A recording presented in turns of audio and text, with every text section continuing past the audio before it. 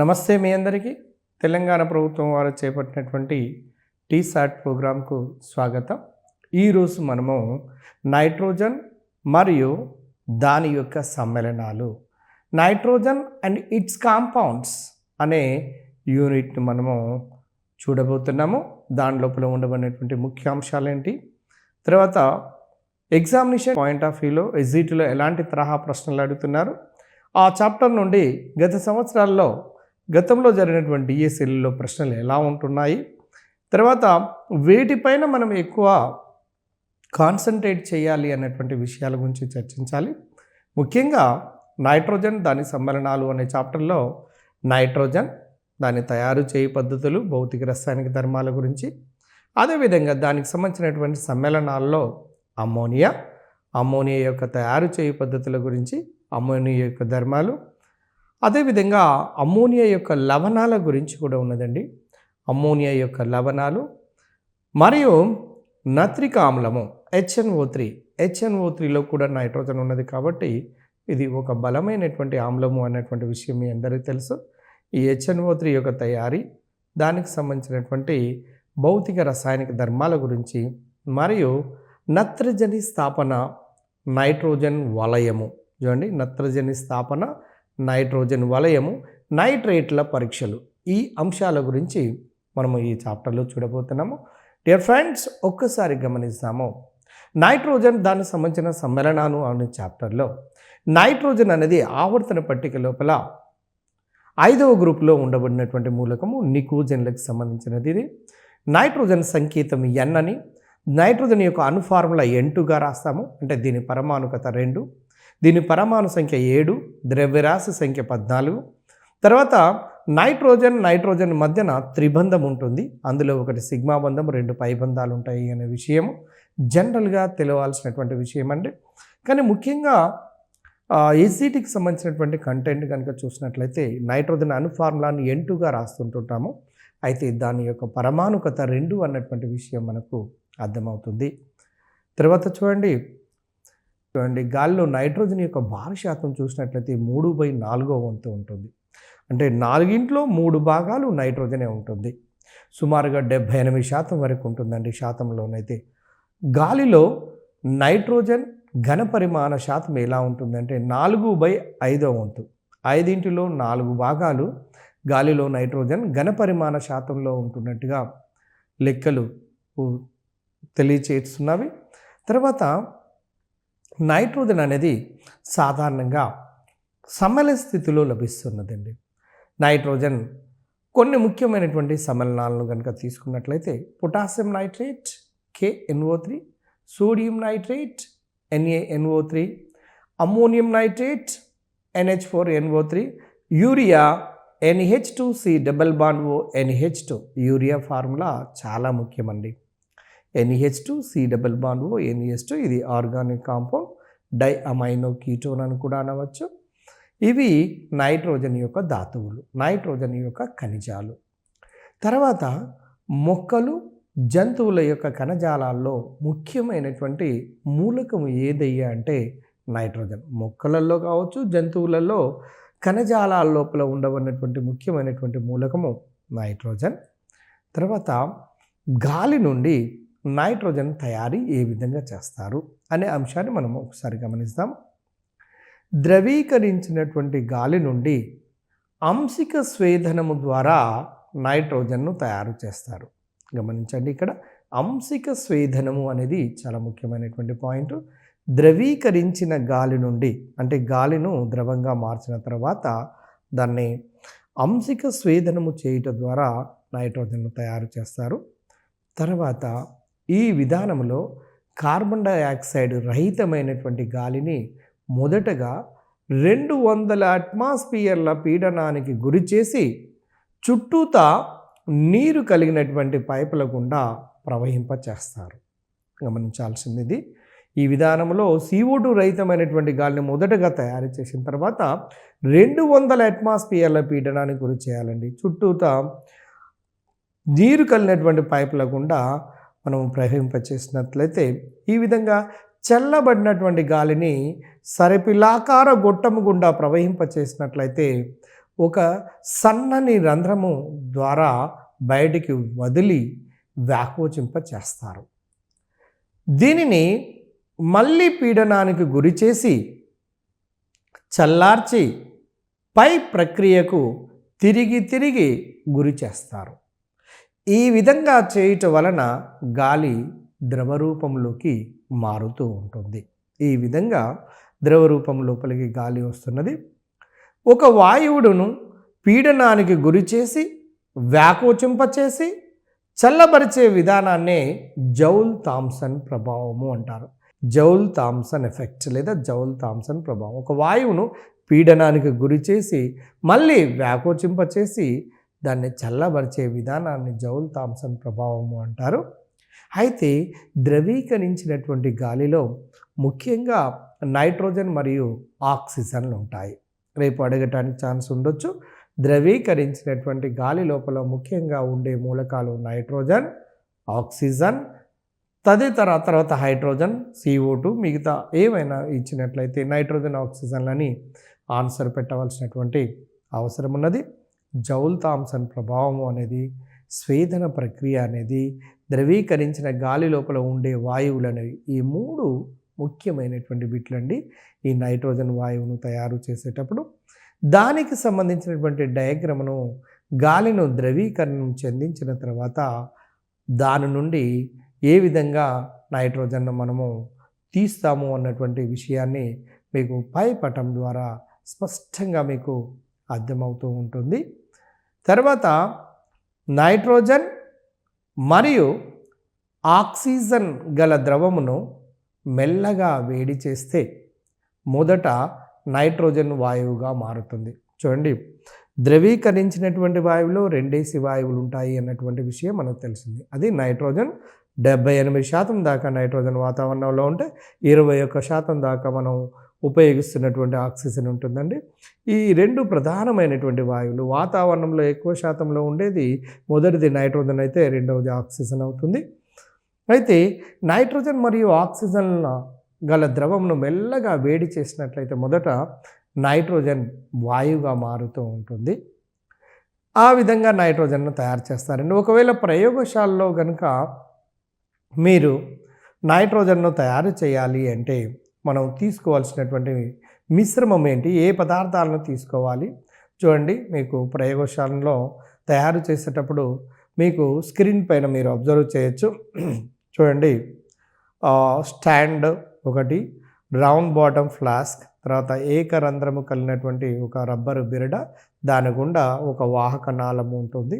తర్వాత ప్రత్యేకమైనటువంటి వాటర్ జార్తో కూడినటువంటి ఒక పాత్ర ఉంటుంది. దాంట్లో నైట్రోజన్ను సేకరించడానికి ఉపయోగిస్తున్నటువంటిది. ఈ విధంగా చూడండి, పైన చూపించబడినటువంటి డయాగ్రాము అనేది నైట్రోజన్ తయారీకి ఉపయోగిస్తారు. అందులో సోడియం నైట్రైట్, అమ్మోనియం క్లోరైడ్ల యొక్క మిశ్రమాన్ని తీసుకొని వేడి చేసి ప్రయోగశాలలో నైట్రోజన్ను తయారు చేస్తూ ఉంటాము. చూడండి, ప్రయోగశాలలో నైట్రోజన్ను సోడియం నైట్రైట్ NaNO2 మరియు అమ్మోనియం క్లోరైడ్ల యొక్క ద్రావణాల మిశ్రమాలను వేడి చేసి ఆ మిశ్రమాన్ని తయారు చేసి వాటిని వేడి చేసినట్లయితే మనకు కావలసినటువంటి కాంపోనెంట్స్ అనేవి ఏర్పడుతూ ఉంటుంటాయి.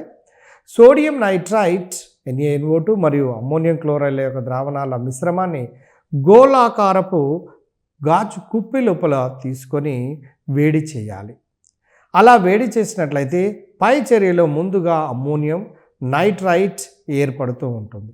అమ్మోనియం నైట్రైట్ NH4NO2, నైట్రేట్ అంటే అమ్మోనియం NH4NO3, నైట్రైట్ అంటే NH4NO2. ఈ చర్యలో అమ్మోనియం నైట్రైట్ ఏర్పడుతూ ఉంటుంది. ఏర్పడినటువంటి అమ్మోనియం నైట్రైట్ను వేడి చేస్తే మీకు నైట్రోజన్ వాయువుతో పాటు వాటర్ వస్తుంది. మీరు ఈ 2 సమీకరణాలను స్క్రీన్ మీద ఒకసారి గమనించండి. NaNO2 plus NH4Cl ammonium chloride, ఈ రెండింటి మిశ్రమాన్ని పాత్రలో తీసుకొని వేడి చేసినప్పుడు అమ్మోనియం నైట్రైట్ ప్లస్ దాంతోపాటు NaCl వస్తుంది. ఏర్పడిన అమ్మోనియం నైట్రైట్ను వేడి చేసినట్లయితే నైట్రోజన్ క్రియాజనకాల్లో ఉన్న 2 నైట్రోజన్లు N2 రూపంలో, మిగిలినది వాటర్ రూపంలో బయటికి వస్తుంది.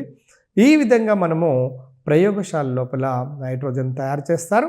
ప్రయోగశాలలో నైట్రోజన్ తయారు చేసేటప్పుడు ఉపయోగిస్తున్న పదార్థాలు సోడియం నైట్రైట్ మరియు అమ్మోనియం క్లోరైడ్. ఇది ముఖ్యమైనటువంటి పాయింట్. రెండవది, అమ్మోనియం నైట్రైట్ను వేడి చేస్తే ఏ ఏ పదార్థాలు ఏర్పడతాయి? నైట్రోజన్ మరియు వాటర్ అనేవి రెండు కూడా ఏర్పడుతున్నటువంటి విషయాన్ని మనం గమనించాలి. ఫ్రెండ్స్, ఒక్కసారి గమనిద్దాము. అమ్మోనియం నైట్రైట్ను కనుక తీసుకుని చూసినట్లయితే అమ్మోనియం నైట్రైట్ అనేది ప్రేలుడు సంభవించే పదార్థం కాబట్టి దీన్ని నేరుగా వేడి చేయకూడదు. అమ్మోనియం నైట్రైట్ను NH4NO2ను ఎట్టి పరిస్థితుల్లో నేరుగా వేడి చేయకూడదు. ఎందుకంటే వేడి చేసినట్లయితే ప్రేలుడు సంభవించే ప్రభావం ఉన్నది కాబట్టి నేరుగా వేడి చేయకుండా చూడవలసినటువంటి అవసరం ఉంటుంది. తర్వాత గమనించండి ఫ్రెండ్స్, నైట్రోజన్కి సంబంధించినటువంటి ధర్మాలను కనుక చూసినట్లయితే నైట్రోజన్ హైడ్రోజన్ మాదిరిగానే ఆక్సిజన్ మాదిరిగానే రంగు, రుచి, వాసన లేనటువంటి వాయువు. ఇది గాలి కంటే తేలికైనది. నీటిలో కొద్ది పరిమాణంలో మాత్రమే కరుగుతూ ఉంటుంది. చూడండి, కొద్ది పరిమాణంలో కరుగుతుంది నైట్రోజన్.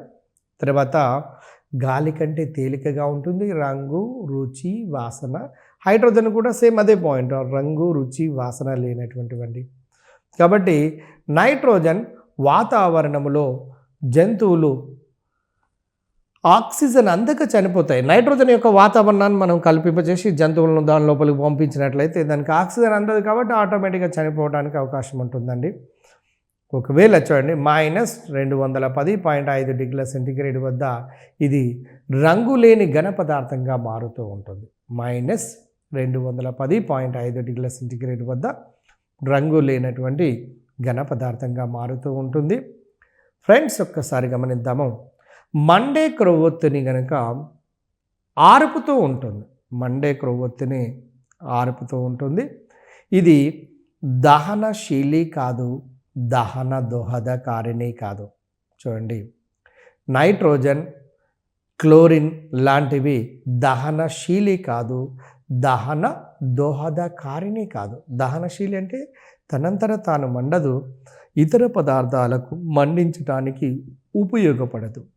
అదేవిధంగా దీనికి చర్యాశీలత లేనటువంటి వాయువు. దీనిలో త్రిబంధం ఉంటుంది కాబట్టి దీనికి చర్యాశీలత ఆల్మోస్ట్ మందకొడి వాయువులకు, జడ వాయువులకు, 0 గ్రూపు మూలకాలకు ఏ విధంగానైతే చర్యాశీలత అనేది తక్కువగా ఉంటుందో అదేవిధంగా నైట్రోజన్ కూడా అంత తక్కువ చర్యాశీలతను కలిగి ఉంటుంది. అయితే మండుతున్న మెగ్నీషియం తీగను నైట్రోజన్ వాయువు కలిగిన జాడిలో ఉంచితే మెగ్నీషియం మండుతూ ఉంటుంది. చూడండి, మండుతున్నటువంటి మెగ్నీషియం తీగను నైట్రోజన్ కలిగినటువంటి జాడి లోపలి కనుక ఉంచితే మెగ్నీషియం అలాగనే మండుతూ ఉంటుంది అనే పాయింట్ని మనం గుర్తుంచుకోవాలి. తర్వాత బూడిద రంగు కలిగినటువంటి ఘన పదార్థము వాయుజాడి గోడలపై మెగ్నీషియం నైట్రైడ్ అనేది ఏర్పడుతూ ఉంటుంది. అంటే ఒకవేళ మెగ్నీషియం నైట్రోజన్తో కనుక చర్య నొందిస్తే మెగ్నీషియం నైట్రైడ్ అనే ఒక బూడిద ఏర్పడుతుంది. ఆ బూడిద ఒక రకమైనటువంటి ఘన పదార్థం. దీని యొక్క ఫార్ములా Mg3n2. ఫార్ములా ముఖ్యమండి, దీంట్లో Mg3n2. తర్వాత నైట్రోజన్ అల్యూమినియంతో మండి అల్యూమినియం నైట్రైడ్ను ఏర్పాటు చేస్తుంది. మీరు ఈక్వేషన్ బ్యాలెన్సింగ్ను ఒకసారి గమనించండి. 2Al + N2 gives rise to 2Aln.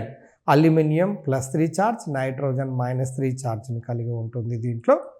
తర్వాత నైట్రోజన్ హైడ్రోజన్తోని చాలా సందర్భాల్లో చూసాము అమ్మోనియా తయారీ గురించి. హేబర్ విధానంలో ఇంటర్మీడియట్ లోపల కూడా దీని గురించి ఇచ్చారు. 10th క్లాస్ లోపల అనేక క్లాసులలో ఈ హేబర్ విధానంలో అమ్మోనియా తయారీ గురించి ఇచ్చాడు. నైట్రోజన్ను హైడ్రోజన్తోనే సుమారుగా 500 డిగ్రీల సెంటీగ్రేడ్ 200 అట్మాస్ఫియర్ల పీడనం వద్ద కనుక చర్య జరిపించినట్లయితే అమ్మోనియా అనే పదార్థము లేదా నైట్రోజన్ సంబంధిత కాంపౌండ్ ఏర్పడుతుంది.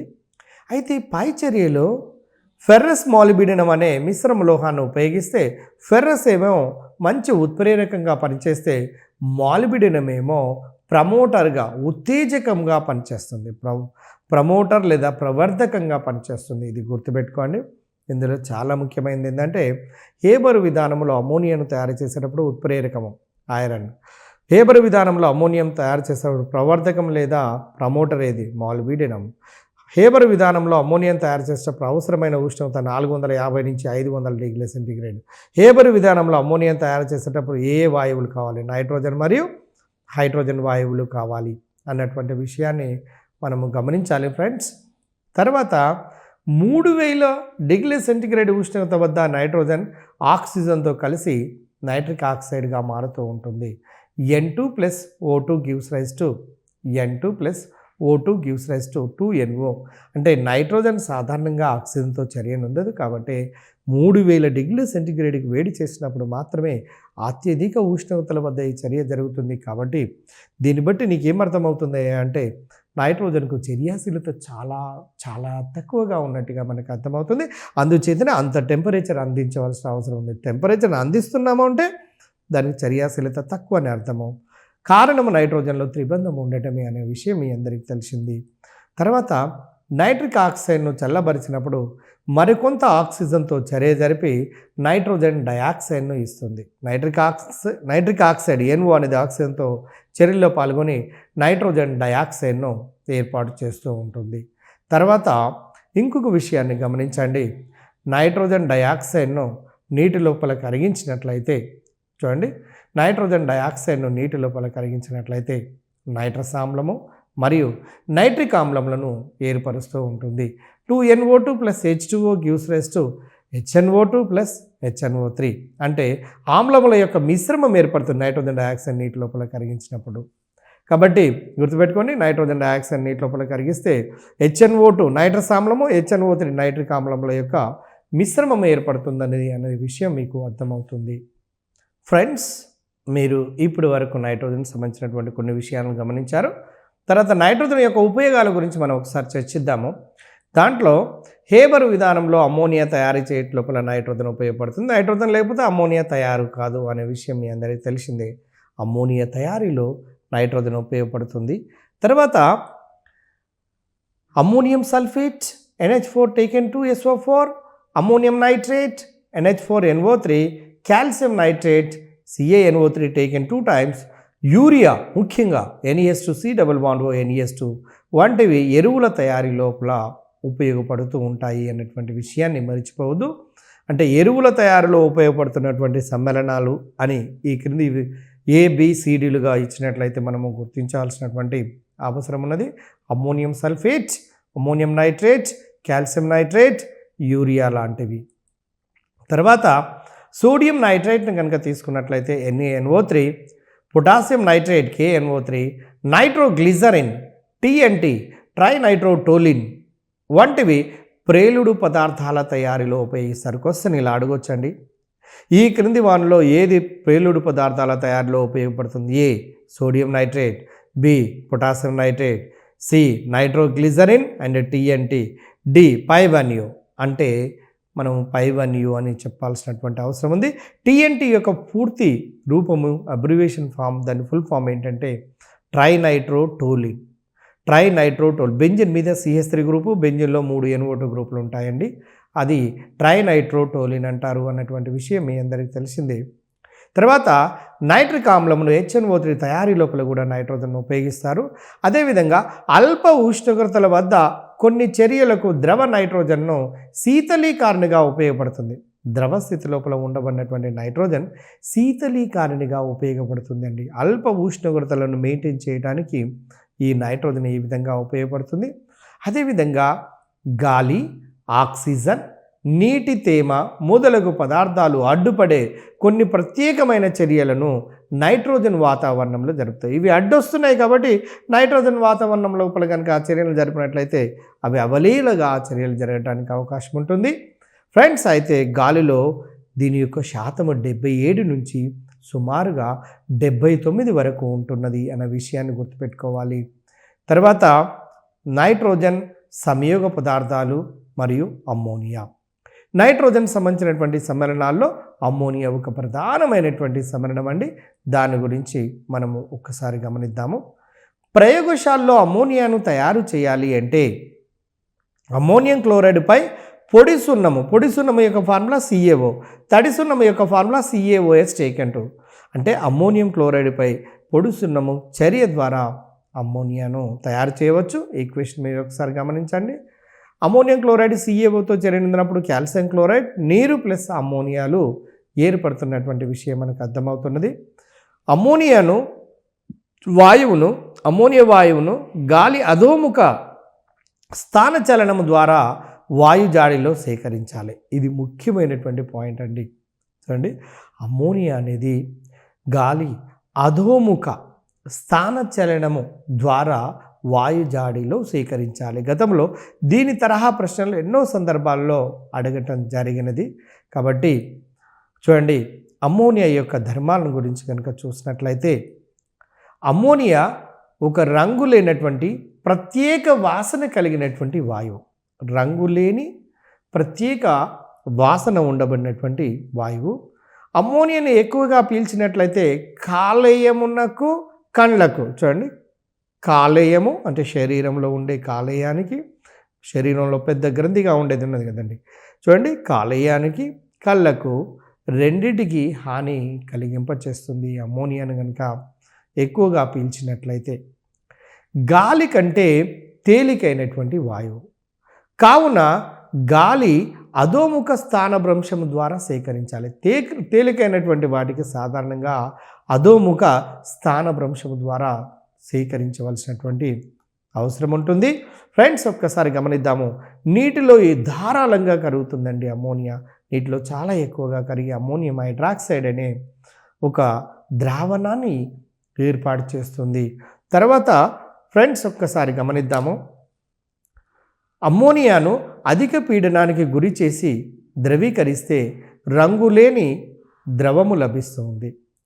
అమ్మోనియాను అధిక పీడనానికి గురి చేసి ద్రవీకరిస్తే రంగు లేనటువంటి ద్రవము వచ్చేస్తుంది. అంటే ద్రవంగా మారిన తర్వాత దానికి కూడా రంగు లేకుండా ఉంటుంది. రంగు లేని ద్రవము అమ్మోనియా యొక్క ద్రవీభవన స్థానము -33.4 డిగ్రీల సెంటీగ్రేడ్. గుర్తుపెట్టుకోండి, రంగు లేనటువంటి అమ్మోనియా యొక్క ద్రవము యొక్క ద్రవీభవన స్థానము -33.4 డిగ్రీ సెంటీగ్రేడ్. అదేవిధంగా రంగులేని ద్రవాన్ని అమ్మోనియాతో చల్లబరిస్తే తెల్లటి స్ఫటికాలు ఏర్పడతాయి. రంగు లేనటువంటి ద్రవాన్ని తీసుకొని దాన్ని ఇంకా చల్లబరిచినట్లయితే తెల్లటి స్ఫటికాలు అనేవి ఏర్పడతాయి అన్నటువంటి విషయం మనకు అర్థమవుతుంది. ఇక తెల్లటి స్ఫటికాలైనటువంటి అమ్మోనియా యొక్క ఘనీభవన స్థానమేమో -78 డిగ్రీల సెంటీగ్రేడ్ ఉంటుందండి. ఘనీభవన స్థానము -78. అమ్మోనియా దహనశీలి కాదు మరియు దహన దోహదకారిణి కాదు. ఇప్పుడే మనము చూసాము, క్లోరిన్ మాదిరిగానే దీనికి ముందు ఉండబడినటువంటి నైట్రోజన్ మాదిరిగానే అమ్మోనియా కూడా, ఈ మూడు కూడా దరిదాపుగా దహనశీలులు కావు, దహన దోహదకారులు కూడా కావు. అయితే మీ అందరికీ తెలుసు, అమ్మోనియా అనేది ఒక క్షార స్వభావము ఉండబడినటువంటి సమ్మేళనము అన్నటువంటిది. అందువల్లనే క్షార స్వభావం ఉంటుంది. కాబట్టి ఆమ్లాలైతే నీలి లిట్మస్ను ఎరుపు రంగు లోపలికి మారుస్తాయి, క్షారాలైతే ఎరుపు లిట్మస్ను నీలి రంగు లోపలికి మారుస్తుంది. అందుకోసమే అమ్మోనియా అనేది ఎరుపు లిట్మస్ను నీలి రంగు లోపలికి మారుస్తూ ఉంటుంది. తర్వాత ఫ్రెండ్స్, ఒక్కసారి గమనిద్దాము. అమ్మోనియా హైడ్రోక్లోరిక్ ఆమ్లంతో చర్య జరిపి అమ్మోనియం క్లోరైడ్ అనే తెల్లని దట్టమైన పొగల రూపంలో ఉండే ఒక కాంపౌండ్ ఏర్పడుతుందండి. తెల్లని దట్టమైన పొగల యొక్క కెమికల్ కాంపోజిషన్ ఏంటంటే అమ్మోనియం క్లోరైడ్. ఇది ఎలా ఏర్పడుతుందో ఒక్కసారి గమనించండి. అమ్మోనియాకు HClని కలిపితే NH4Cl ఉంటుందండి. గుర్తుపెట్టుకోండి, అమ్మోనియా క్లోరైడ్కు తెల్లటి దట్టమైనటువంటి పొగల రూపంలో ఉండే లక్షణాన్ని కలిగి ఉంటుంది. అదేవిధంగా ఫ్రెండ్స్, ఒక్కసారి గమనిద్దాము. మనము ప్లాటినం వంటి ఉత్ప్రేరక సమక్షము లోపల అమ్మోనియా ఆక్సిజన్తో చర్య జరిపి నైట్రిక్ ఆక్సైడ్ను ఏర్పాటు చేస్తుంది. అంటే అమ్మోనియా ఆక్సిజన్తో చర్యనుంటే నైట్రిక్ ఆక్సైడ్తో పాటు వాటర్ కూడా ఏర్పడుతున్నటువంటి విషయాన్ని, అంటే ఇక్కడ ఉపయోగిస్తున్నటువంటి ఉత్ప్రేరకం పేరు ఏంటంటే ప్లాటినం అనేది గుర్తుంచుకోవాలి. అదేవిధంగా నైట్రిక్ ఆక్సైడ్ను ఆక్సీకరణం చెందించినట్లయితే, అంటే ఆక్సిజన్ కలిపినట్లయితే అప్పుడు నైట్రోజన్ డయాక్సైడ్, బ్రౌన్ రంగు ఉన్నటువంటి నైట్రోజన్ డయాక్సైడ్ అనే ఒక వాయువు ఏర్పడుతుంది.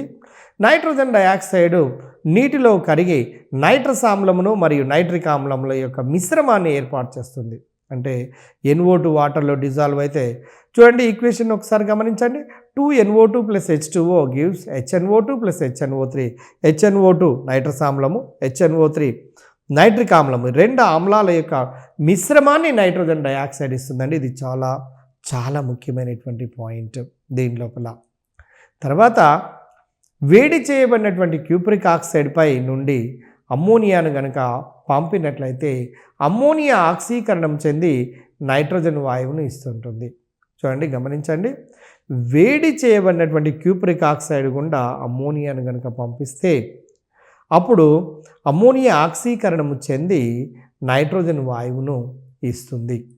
తర్వాత అమ్మోనియా సల్ఫ్యూరిక్ ఆమ్లంతో చర్య జరిపి, గమనించండి, అమ్మోనియా సల్ఫ్యూరిక్ ఆమ్లంతో చర్య జరిపి అమ్మోనియం సల్ఫేట్ను ఏర్పాటు చేస్తుంది. కాబట్టి 2NaS3 + H2SO4 gives rise to NH4 taken 2 times and SO4 ammonium సల్ఫేట్ను ఏర్పాటు చేస్తుంది. ఇది సింపుల్గా గుర్తుపెట్టుకోవచ్చు. కానీ ఇక్కడ గమనించాల్సినటువంటిది, ఇక్కడ చాలా ముఖ్యమైనటువంటి 2 బిట్లు ఉన్నాయండి. ఆ రెండింటిని మనం గుర్తుపెట్టుకోవాలి. అధిక పరిమాణము కలిగినటువంటి క్లోరిన్తో అమ్మోనియా చర్య జరిపినట్లయితే నైట్రోజన్ క్లోరైడ్ను ఏర్పాటు చేస్తుంది. ఇది ప్రేలుడు స్వభావము కలిగినటువంటి పదార్థము. గుర్తుంచుకోండి ఫ్రెండ్స్ ఒకసారి, నైట్రోజన్ క్లోరైడ్ అనేది ప్రేలుడు స్వభావం కలిగినటువంటిది. ఈ క్రింది వాటిలో ఏది ప్రేలుడు స్వభావం కలిగినది, ఈ క్రింది వాటిలో ఏది ప్రేలుడు స్వభావం లేని పదార్థం అని అడగవచ్చు. ఇక్కడ అధిక పరిమాణం కలిగిన క్లోరిన్తో అమ్మోనియా చర్య నొందితేనేమో ఇక్కడ నైట్రోజన్ ట్రైక్లోరైడ్ ఏర్పడుతుంది. ఒకవేళ అధిక పరిమాణం కలిగిన అమ్మోనియాతో, ఇక్కడ చాలా చాలా ముఖ్యమండి, చాలా సందర్భాల్లో చాలా ప్రశ్నలు అడిగారు కాబట్టి ఇక్కడ తప్పు చేసే అవకాశం ఉన్నది. కాబట్టి గమనించండి, అధిక పరిమాణము కలిగినటువంటి అమ్మోనియాతో క్లోరిన్ కనుక చర్య నొందినట్లయితే అమ్మోనియం క్లోరైడ్ ఏర్పడుతుందండి. దాంట్లో ఇక్కడ అధిక పరిమాణం కలిగిన క్లోరిన్తో చర్య నొందితే ప్రేలుడు స్వభావం కలిగినటువంటి నైట్రోజన్ ట్రైక్లోరైడ్ ఏర్పడుతున్నటువంటి విషయాన్ని మీరు గమనించవచ్చు. చూడండి ఒక్కసారి, అధిక పరిమాణం కలిగిన అమ్మోనియాతో క్లోరిన్ చర్య జరిపినప్పుడు అమ్మోనియం క్లోరైడ్తో పాటుగా నైట్రోజన్ వాయువును విడుదల చేస్తున్నట్టుగా మనకు అర్థమవుతున్నది. తర్వాత అమ్మోనియా నీటి లోపల కరిగి అమ్మోనియం హైడ్రాక్సైడ్ని ఏర్పాటు చేస్తుంది. అమ్మోనియా నీటి లోపల కరిగి అమ్మోనియం హైడ్రాక్సైడ్ అనే ఒక క్షార పదార్థాన్ని ఏర్పాటు చేస్తున్నది. Friends, NaS3 + H2O gives rise to NH4OH ammonium hydroxide అనే ఒక ద్రావణము ఏర్పడుతూ ఉంటుంది. తర్వాత అమ్మోనియం హైడ్రాక్సైడ్ లోహపు లవణాలతో కలిసి లోహపు హైడ్రాక్సైడ్లను ఏర్పరచును. ఉదాహరణకు FeCl3తోని అమ్మోనియం హైడ్రాక్సైడ్ కనుక చర్య నొందినట్లయితే అమ్మోనియం క్లోరైడ్తో పాటుగా ఫెర్రిక్ హైడ్రాక్సైడ్, జేగురు రంగు కలిగినటువంటి ఫెర్రిక్ హైడ్రాక్సైడ్, ఇందులో జేగురు రంగు ఫెర్రిక్ హైడ్రాక్సైడ్ ముఖ్యమైనది అనే పాయింట్ని గుర్తుపెట్టుకోవచ్చు. ఫెర్రిక్ హైడ్రాక్సైడ్ యొక్క రంగు ఎరుపు రంగు, నలుపు రంగు, తెలుపు రంగు, జేగురు రంగు. ఆన్సర్ జేగురు రంగు మనము ఇవ్వవలసినటువంటి అవసరం ఉంది. అదేవిధంగా ఫ్రెండ్స్ ఒకసారి గమనిద్దాము, అల్యూమినియం సల్ఫేట్, చూడండి అల్యూమినియం సల్ఫేట్ ద్రావణంకు కొద్దిగా అమ్మోనియం హైడ్రాక్సైడ్ను ద్రావణాన్ని కనుక కలిపితే తెల్లరి జిగురు లాంటి అల్యూమినియం హైడ్రాక్సైడ్ ఏర్పడుతుంది. అంటే అల్యూమినియం హైడ్రాక్సైడ్ యొక్క రంగు ఏంటిది అంటే తెల్లటి జిగట మాదిరిగా పరీక్ష నాళికలతోని ల్యాబ్లో ప్రయోగశాలలో కనుక చేసినట్లయితే ఏదైనా సందర్భంలో అల్యూమినియం హైడ్రాక్సైడ్ కనుక ఏర్పడినట్లయితే ఆ పరీక్ష నాళిక ద్రావణంలో తెల్లటి జిగట మాదిరిగా కనపడుతూ ఉంటుంది. దానికి సంబంధించినటువంటి రసాయనిక సమీకరణాన్ని అల్యూమినియం సల్ఫేట్ అమ్మోనియం హైడ్రాక్సైడ్తో చర్య నొంది అక్కడ అల్యూమినియం హైడ్రాక్సైడ్ను దాంతో పాటుగా అమ్మోనియం సల్ఫేట్లను ఏర్పాటు చేస్తున్నటువంటి విషయాన్ని మనము గమనించవచ్చు. అదేవిధంగా నైట్రోజన్ యొక్క భౌతిక రసాయనిక ధర్మాలు, నైట్రోజన్ యొక్క ఉపయోగాల గురించి మనం చూడటం జరిగింది. తర్వాత అమ్మోనియాకి సంబంధించినటువంటి అంశాలను కూడా మనం చూస్తున్నాము. అయితే ఇక్కడ నెక్స్ట్ తర్వాత ఉండబడినటువంటి అంశం ఏంటంటే ఫెర్రిక్ హైడ్రాక్సైడ్ను, అల్యూమినియం హైడ్రాక్సైడ్లను, అవక్షేపాలను అధిక అమ్మోనియాలో కనుక కరిగిస్తే అవి కరగకుండా ఉంటాయి అన్నటువంటి విషయాన్ని మీరు గమనించాలి. ఒక పరీక్ష నాళికలో కొద్దిగా కాపర్ సల్ఫేట్ను ద్రావణాన్ని తీసుకొని, అంటే ఒక పరీక్ష నాళిక తీసుకొని దాంట్లో కొద్దిగా కాపర్ సల్ఫేట్ ద్రావణం అంటే కాపర్ సల్ఫేట్ క్రిస్టల్గా ఉన్నటువంటి దాన్ని కొంచెం వాటర్ కలిపి షేక్ చేసి కాపర్ సల్ఫేట్ ద్రావణాన్ని తీసుకొని, ఒక పరీక్ష నాళికలో కొద్దిగా కాపర్ సల్ఫేట్ ద్రావణాన్ని తీసుకొని చుక్కలుగా అమ్మోనియం హైడ్రాక్సైడ్ ద్రావణాన్ని కనుక కలిపితే నీలిరంగు అవక్షేపము అనేది ఏర్పడుతూ ఉంటుంది. క్యూప్రస్ హైడ్రాక్సైడ్ అనేది ఇక్కడ ఏర్పడుతూ ఉంటుంది. Copper sulphate plus 2 NH4OH gives rise to ammonium sulphate plus cupric hydroxide. ఇక్కడ CuOH taken to cupric, copper యొక్క ఆక్సిడేషన్ నంబర్ +2గా ఉంటుంది. కాబట్టి ఇక్కడ మన క్యూప్రిక్ హైడ్రాక్సైడ్ అనే ఒక అవక్షేపం, అంటే నీలి రంగు లోపల ఉండబడినటువంటి ఒక అవక్షేపం ఏర్పడుతున్నట్టుగా మనం గమనించాలి ఫ్రెండ్స్. తర్వాత నీలిరంగు అవక్షేపము క్యూప్రిక్ హైడ్రాక్సైడ్కు మరికొంత అమ్మోనియం హైడ్రాక్సైడ్ను కలిపితే అవక్షేపము తిరిగి క్యూప్రామ్ అమ్మోనియం హైడ్రాక్సైడ్, అంటే CuNa3 టేకెన్ 4 OH టేకెన్ 2 అనే సమ్మేళనాన్ని ఏర్పాటు చేస్తున్నట్టుగా మనకు తెలుస్తున్నది. చూడండి, ఒక్కసారి ఈక్వేషన్ను మీరు గమనించండి ఫ్రెండ్స్, మీకు స్పష్టంగా అర్థమైపోతుంది. క్యూప్రిక్ హైడ్రాక్సైడ్కు అమ్మోనియం హైడ్రాక్సైడ్ ద్రావణాన్ని కలిపినప్పుడు వస్తున్నటువంటి సమ్మేళనం ఏంటి అంటే CuNa3 టేకెన్ 4 OH టేకెన్ 2 ఇలాంటి క్యూప్రా అమ్మోనియం హైడ్రాక్సైడ్ అనే పదార్థము ఏర్పడుతూ ఉంటుంది. ఈ క్యూప్రా అమ్మోనియం హైడ్రాక్సైడ్ వంటి సమ్మేళనాలను సమన్వయ సమ్మేళనాలు అంటారండి. మీ అందరికీ తెలుసు, డి బ్లాక్ మూలకాలలో సమన్వయ సమ్మేళనాలు, పరివర్తన మూలకాలు సమన్వయ సమ్మేళనాలను ఏర్పాటు చేస్తున్నటువంటి విషయాన్ని గురించి మీరు తెలిసి ఉంటుంది. వీటిని వెర్నర్ సమ్మేళనాలు అంటారని, లోహ సమ్మేళనాలు అంటారని, కాంప్లెక్స్ కాంపౌండ్స్ అంటారన్నటువంటి విషయం మీకు తెలుసు. అయితే ఇక్కడ మీకు ఒక సమన్వయ సమ్మేళనము కోఆర్డినేటివ్ కోవలెంట్ కాంప్లెక్స్ అనేది ఏర్పడుతూ ఉంటుంది. అంటే ఈ సమన్వయ సమ్మేళనములో మెటల్కు మరియు అమ్మోనియాలకు మధ్యన ఒక సమన్వయ సమయోజనీయ బంధాలను కలిగి ఉంటున్నటువంటి విషయాన్ని మనము గమనించాలి. తర్వాత ఒక పరీక్ష నాళికలో కొద్దిగా జింక్ సల్ఫేట్ ద్రావణాన్ని తీసుకొని దానికి చుక్కలుగా అమ్మోనియం హైడ్రాక్సైడ్ ద్రావణాన్ని కనుక కలిపినట్లయితే ఆ రెండింటి మధ్యన చర్య జరిగి అమ్మోనియం హైడ్రాక్సైడ్ను, ఆ రెండింటి మధ్యన చర్య జరిగిన తర్వాత ఒక తెల్లటి రంగు లోపల ఉండబడినటువంటి జింక్ హైడ్రాక్సైడ్ అనే ఒక అవక్షేపం ఏర్పడుతూ ఉన్నటువంటి జింక్ యొక్క సల్ఫైడ్ కానివ్వండి, జింక్ యొక్క హైడ్రాక్సైడ్ కానివ్వండి, సాధారణంగా జింక్ యొక్క లవణాలు జింక్ సల్ఫేట్ కానివ్వండి, ఇవన్నీ కూడా తెలుపు రంగులో కలిగి ఉంటాయి. కారణము జింక్ Zn+2 లోపల ఒంటరి ఎలక్ట్రాన్లు ఉండకపోవటం అనే విషయాన్ని గమనించాలి. ఫ్రెండ్స్, ఒక్కసారి మీరు ఈ ఈక్వేషన్ను గమనిస్తే ZnSO4 + 2 NH4OH gives rise to NH4 taken 2 SO4 + ZnOH taken 2. అంటే ఇందులో తెల్లని అవక్షేపమైనటువంటి జింక్ హైడ్రాక్సైడ్ ఏర్పడుతున్నట్లుగా మనకు అర్థమవుతున్నది. తర్వాత ఫ్రెండ్స్, ఒక్కసారి గమనిద్దాము. జింక్ హైడ్రాక్సైడ్ అనే అవక్షేపానికి మరికొంత అమ్మోనియం హైడ్రాక్సైడ్ని కలిపితే తిరిగి కరిగి zinc ammonium hydroxide ZnNa3 taken 4 OH2ను ఏర్పరుస్తూ ఉంటున్నది అన్నటువంటి విషయాన్ని మనము ఇప్పుడే తెలుసుకున్నాము. తర్వాత మీరు ఇంకొక విషయాన్ని గమనించండి. ఇందులో ఈ పాయింట్లో ఎగ్జామినేషన్ పాయింట్ ఆఫ్ వ్యూలో అడగడానికి ఒక 2 చక్కటి ప్రశ్నలు ఉన్నాయి, వాటిని గమనించండి. 848 డిగ్రీల సెంటీగ్రేడ్ వరకు వేడి చేసినటువంటి సోడియంను లేదా పొటాషియంను అమ్మోనియాతో చర్య నొందించినట్లయితే నేరుగా ఒకదానితో ఒకటి చర్య నొంది లోహపు అమైడ్లను ఏర్పరుస్తూ హైడ్రోజన్ గ్యాస్ని ఇస్తుందండి.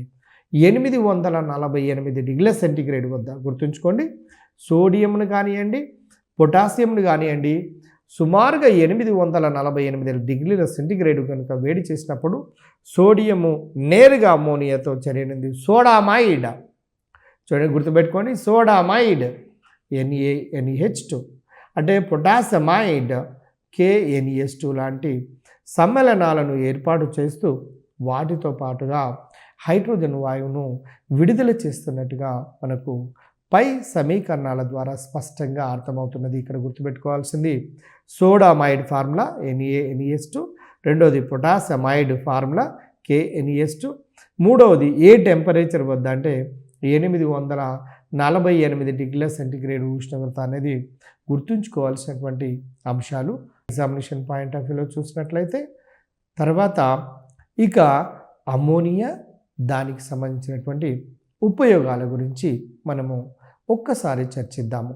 అమ్మోనియా అంటే NH3 అని అర్థము. అమ్మోనియం అంటే NH3కు H+ను కలిపినప్పుడు వచ్చే ఆయానును NH4+ అంటారు. ఇది టెట్రాహైడ్రల్ నిర్మాణాన్ని కలిగి ఉంటుంది. దాన్ని అమ్మోనియం అంటారు NH4+ను.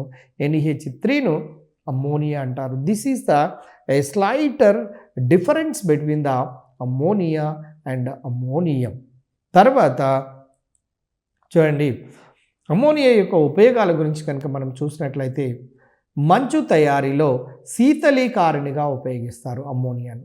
మంచు తయారీలో శీతలీకారిణిగా ఉపయోగిస్తారు. ఒకటి. నెంబర్ 2, రెండో అంశానికి వచ్చేద్దాము. నైట్రిక్ ఆమ్లము తయారీ లోపల కూడా అమ్మోనియా మనకు ఉపయోగపడుతూ ఉన్నటువంటి విషయం మనకు తెలుసు. తర్వాత యూరియా, చూడండి, యూరియా అనేది అమ్మోనియా నుంచి ఏర్పడుతుందండి. యూరియా యొక్క ప్రాధాన్యత ఎంత ఉందో మీకు తెలుసు. పొలాలను పండించేటప్పుడు, పంటలు పండించేటప్పుడు యూరియాని ఎరువుగా వాడుతూ ఉంటుంటారు అన్నటువంటి విషయం మీ అందరికీ తెలిసిందే. అలాంటి యూరియా యొక్క ఫార్ములా NH2COO NH2. గుర్తుంచుకోండి, ఈ చాప్టర్లో అతి ముఖ్యమైనటువంటి పాయింట్లలో యూరియా ఒక formula NH2COO NH2, పొటాషమైడ్ KNES2, సోడామైడ్ NaNES2. ఈ 3 ముఖ్యమైనటువంటి ఫార్ములాలుగా గుర్తుంచుకోండి. తర్వాత అమ్మోనియం సల్ఫేట్, చూడండి, NH4 taken to SO4, ammonium phosphate వంటివి ఎరువుల తయారీ లోపల ఉపయోగపడుతున్నటువంటి విషయాన్ని మనము గమనించాలి. అదేవిధంగా మీ అందరికీ తెలుసు, సోడాల విషయంలో సోడియం కార్బోనేట్, బట్టల soda, dhobi soda, washing soda, sodium carbonate 10H2O Na2CO3. Sodium కార్బోనేట్ను బట్టల సోడా లేదా దోబీ సోడా లేదా వాషింగ్ సోడా అంటాము. సోడియం బైకార్బోనేట్ను బేకింగ్ సోడా అంటారు. దీన్నే వంటల సోడా అంటారు. అనేక రకాల తినుబండారాలను తయారు చేసేటప్పుడు, ముఖ్యంగా ఈ వంటల సోడాను మాంసపు ఆహారాలను తయారు చేసేటప్పుడు కానివ్వండి, పూరీలను తయారు చేసేటప్పుడు కానివ్వండి, ఈ బేకింగ్ సోడా లేదా సోడియం బైకార్బోనేట్లను ఉపయోగించి దాని యొక్క రంగును, టేస్ట్ను పొందడానికి మనము దీన్ని యాడ్ చేస్తున్నటువంటి విషయం మీ అందరికీ తెలిసిందే. అదేవిధంగా అమ్మోనియా కూడా ఒక మంచి ద్రావణి. నీరు ఏ విధంగా మంచి ద్రావణిగా పనిచేసిందో, కార్బన్ డైసల్ఫైడ్ ఏ విధంగా ఒక మంచి ద్రావణిగా పనిచేసిందో, అదేవిధంగా టెట్రాహైడ్రోఫ్యూరాన్ కూడా ఏ విధంగా మంచి ద్రావణిగా పనిచేస్తుందో, అదేవిధంగా అమ్మోనియా కూడా ఒక చక్కటి జలేతర ద్రావణికి ఉదాహరణగా మనము తీసుకోవడానికి అవకాశం ఉంటుంది. అదేవిధంగా ఫ్రెండ్స్, అమ్మోనియా ఒక మంచి క్షయకారిణి మరియు లోహపు ఆక్సైడ్లను లోహాలుగా మారుస్తూ ఉంటుంది. చూడండి, అమ్మోనియా అనేది ఒక మంచి క్షయకారిణి. అదే నత్రిక్ ఆమ్లాన్ని తీసుకోండి, నైట్రిక్ ఆమ్లం, అది మంచి ఒక ఆక్సీకారిణి. అమ్మోనియా ఒక మంచి క్షయకారిణి. మీ అందరికీ తెలుసు, క్షయకారిణి అనున్నది, పాయింట్ గమనించండి, క్షయకారిణి అన్నది ఆక్సీకరణము చెందుతూ ఉంటుంది. ఆక్సీకారిణి అన్నది క్షయకరణము చెందుతూ ఉంటుంది. జనరల్గా కొన్ని సందర్భాల్లో ఎస్జిటి లెవెల్లోనైతే క్వశ్చన్ టిపికల్గా అడగదలుచుకున్నప్పుడు ఏ విధంగా అడుగుతున్నాడంటే, ఒక సమీకరణం ఇచ్చి ఆ సమీకరణం లోపల ఏది ఆక్సీకారిణి, ఏది క్షయకారిణి అని అడుగుతున్నాడండి. అటువంటి పరిస్థితి లోపల ఆన్సర్ చెప్పడానికి ఒక చిన్న చిటికాని ఇస్తాను, మీరు గమనించండి.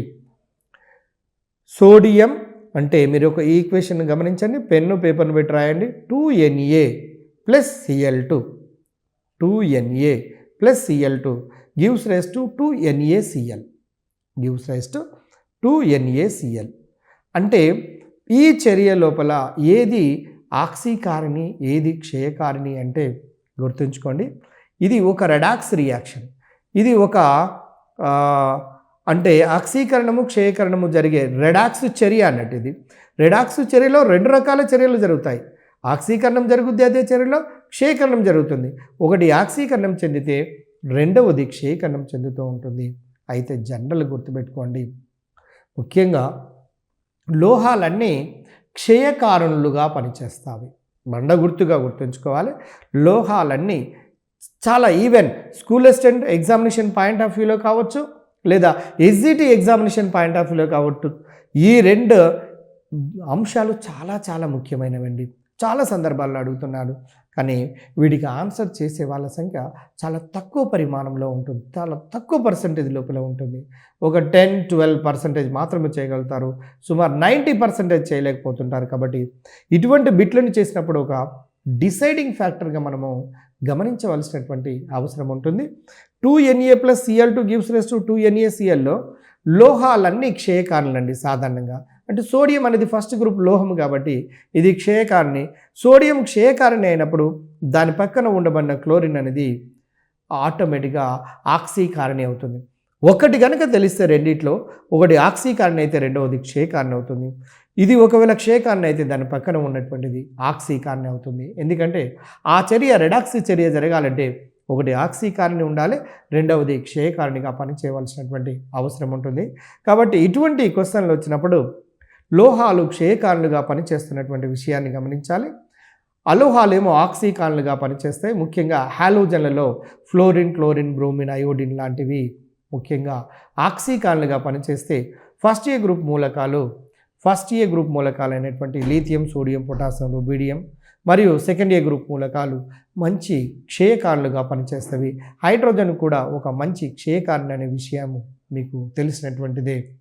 తర్వాత ఇప్పటి వరకు మనము గమనించినటువంటి అంశాలు ఏంటంటే అమ్మోనియాకు సంబంధించినటువంటి ఉపయోగాలు, అమ్మోనియాకు సంబంధించినటువంటి ధర్మాలు, అదేవిధంగా నైట్రోజన్ సంబంధించినటువంటి తయారీ, నైట్రోజన్ సంబంధించినటువంటి భౌతిక ధర్మాలు, నైట్రోజన్ సంబంధించినటువంటి రసాయనిక ధర్మాలు, దానికి సంబంధించినటువంటి ఉపయోగాల గురించి మనము చర్చించడం జరిగింది.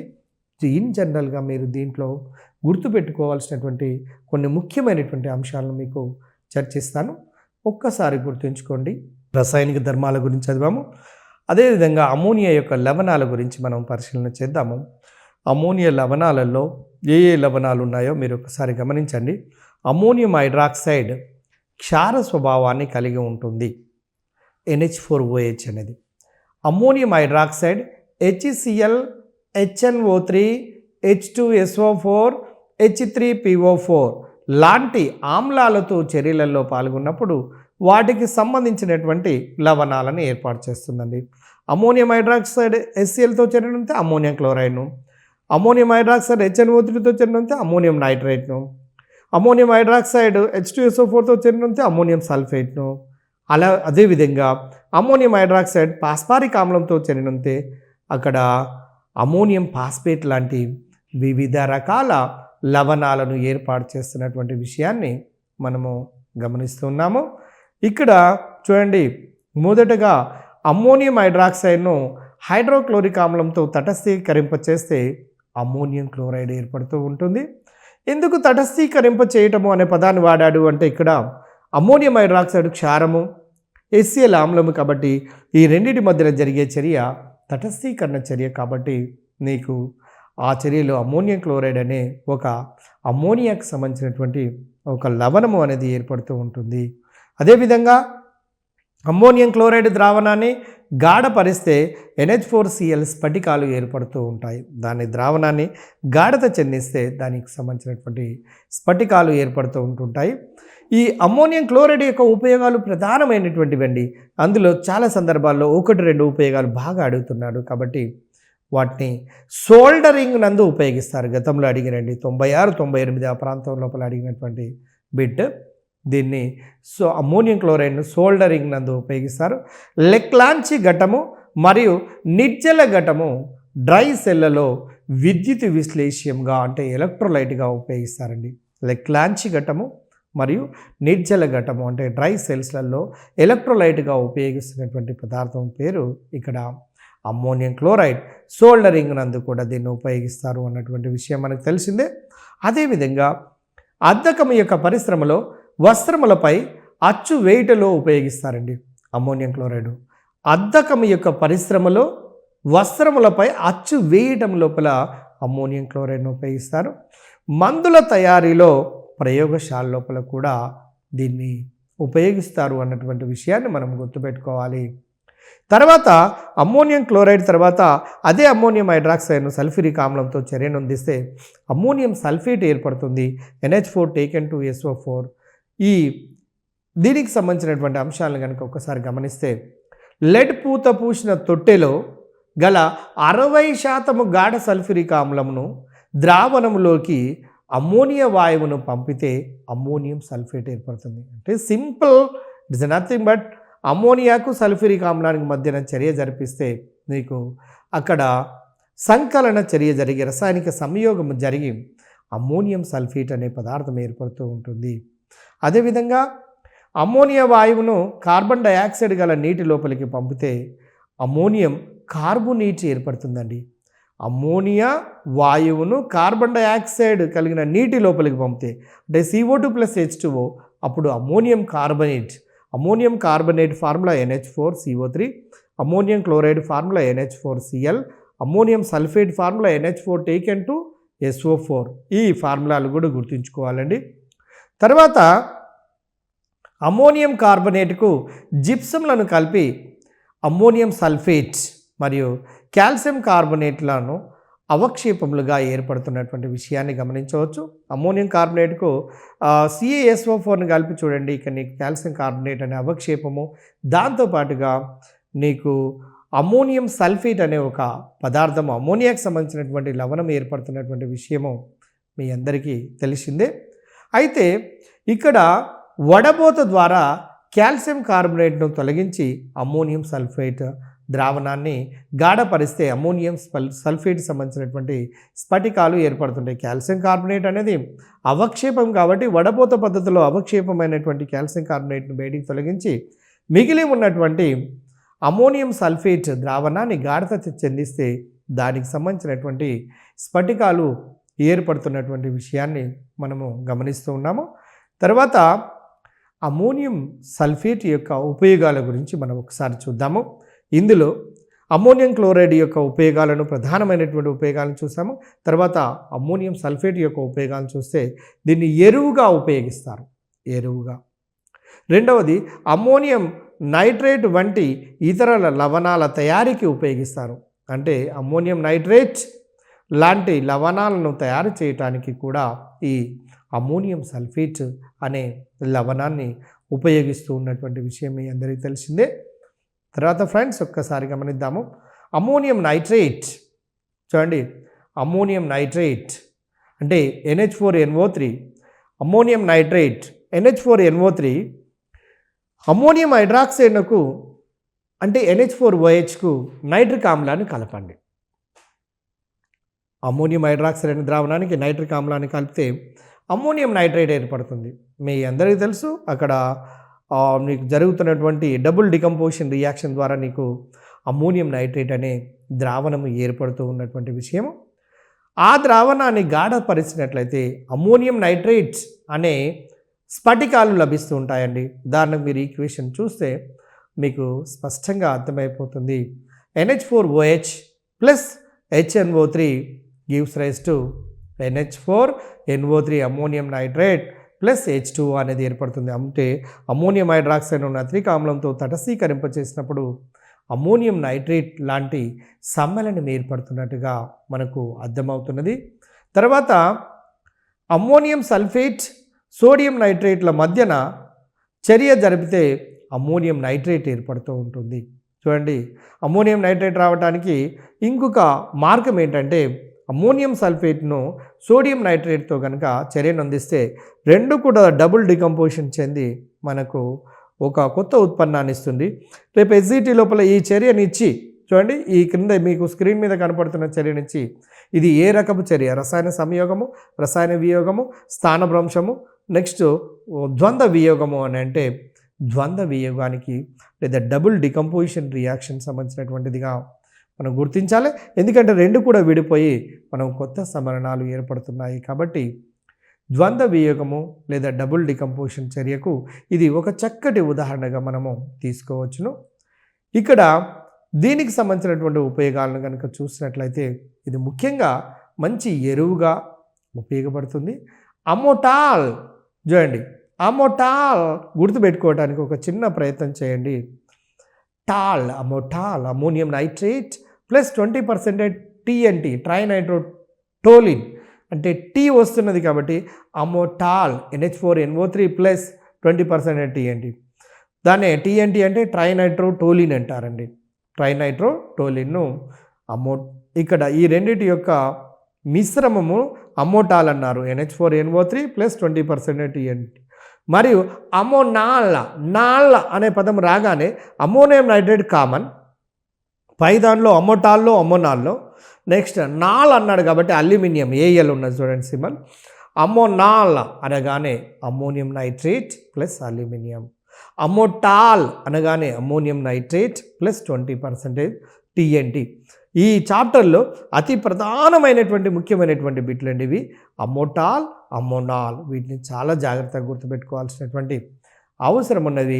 ఇటువంటి వాటి యొక్క పొడిను ప్రేలుడు పదార్థాల తయారీ లోపల ఉపయోగిస్తున్నటువంటి వాస్తవం మనము మరచిపోవడానికి అవకాశం లేదు. అమోటాల్, అమ్మోనాల్, NH4NO3 plus 20% TNT.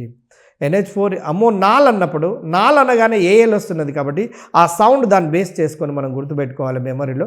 Ammonium nitrate plus aluminium. ఇది 2-3 సార్లు ఎందుకు గుర్తు చేసుకుంటున్నాము అంటే ఎక్కువగా సాధారణంగా పరీక్షల్లో అడగడానికి అవకాశం ఉన్నటువంటిది కాబట్టి ఈ అమ్మోనియం నైట్రేట్కి సంబంధించినటువంటి ఈ ఉపయోగాల గురించి మనము క్లియర్గా చర్చించడానికి ప్రయత్నం చేస్తున్నాము. తర్వాత నెక్స్ట్ ఇంకొక పాయింట్ గమనించండి. నైట్రస్ ఆక్సైడ్ అనే విషయం మీ అందరికీ తెలుసు. Laughing gas. ఈ లాఫింగ్ గ్యాస్ సమక్షంలో మనకు నవ్వు పుట్టిస్తుంటుంది, మనకు తెలియకుండానే నవ్వు వచ్చేస్తుంటుంది. అందువల్లనే దీన్ని నైట్రస్ ఆక్సైడ్ అనేది లాఫింగ్ గ్యాస్ అంటారు. ఇది గుర్తుపెట్టుకోండి, చాలా ముఖ్యమైనది. లాఫింగ్ గ్యాస్ యొక్క ఫార్ములా ఏంటి? N2O.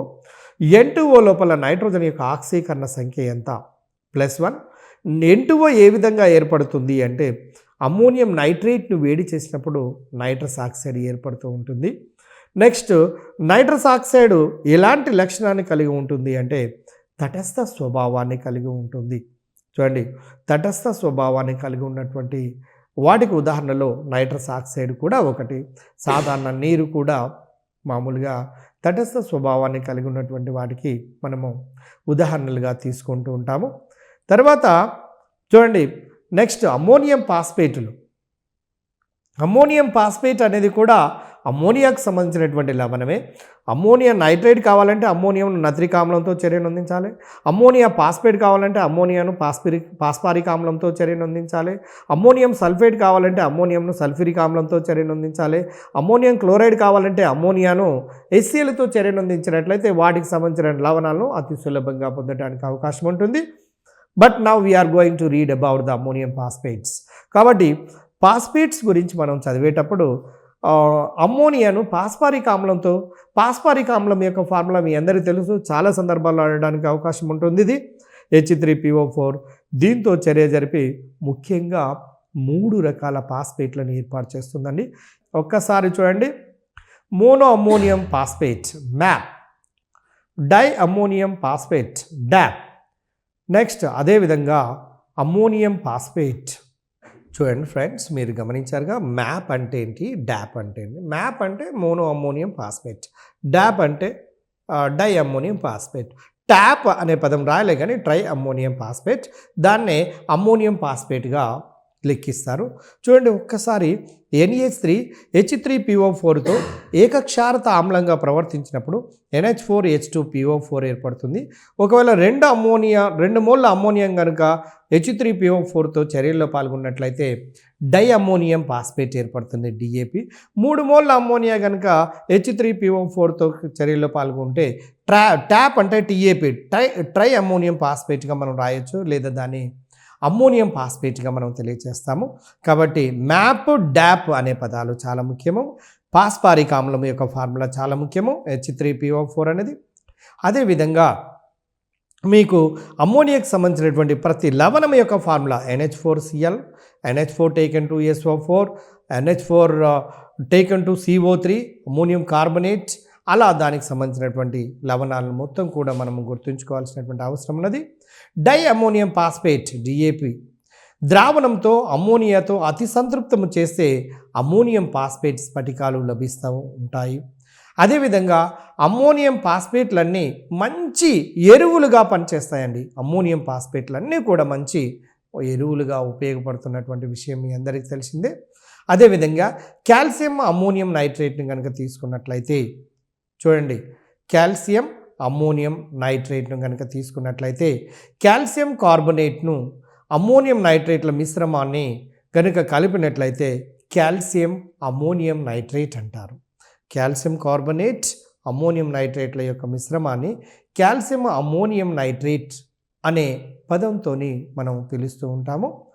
అదేవిధంగా కాల్షియం అమ్మోనియం నైట్రేట్ను మన దేశంలో సంగల్ వద్ద ఎరువుల కర్మాగారంలో తయారు చేస్తూ ఉన్నారు. చూడండి, మన దేశంలో సంగల్ వద్ద ఎరువుల కర్మాగారం లోపల కాల్షియం అమ్మోనియం నైట్రేట్ను తయారు చేస్తున్నటువంటి విషయం మీ అందరికీ తెలిసిందే. తర్వాత కాల్షియం అమ్మోనియం నైట్రేట్లు గుళికల రూపంలో ఊదా రంగులో ఉంటాయి. రేపు అడగవచ్చు దీని యొక్క రంగు, కాల్షియం అమ్మోనియం నైట్రేట్ల యొక్క గుళికల యొక్క రంగు ఏ రంగులో ఉంటుంది అంటే ఊదా రంగు లోపల ఉన్నటువంటి విషయాన్ని మనము గమనించవచ్చు. ఇప్పటి వరకు మనము అమ్మోనియా, దానికి సంబంధించినటువంటి నైట్రోజన్, దానికి సంబంధించినటువంటి అమ్మోనియా, దానికి సంబంధించిన లవణాల గురించి అన్నిటి గురించి చర్చించడం జరిగింది. Thank you very much.